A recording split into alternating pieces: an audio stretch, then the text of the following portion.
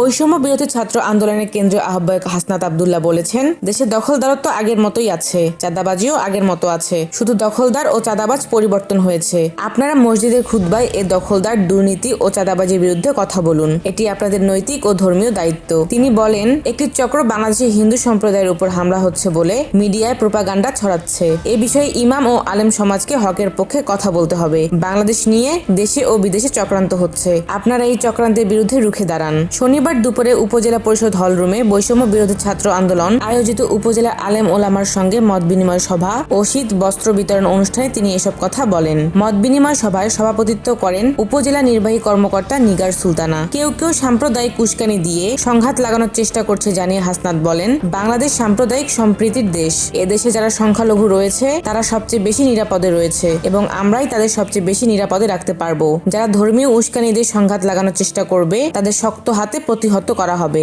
তিনি বলেন, সার্বিক বিষয়ে কথা বলাও আলেম ওলামাদের দায়িত্ব। আপনারা মসজিদে মসজিদে দুর্নীতি ও চাঁদাবাজির বিরুদ্ধে এবং হকের পক্ষে, বাতিলের বিপক্ষে কথা বলুন। দেশে এখনো চাঁদাবাজি বন্ধ হয়নি, শুধু চাঁদাবাজদের পরিবর্তন হয়েছে।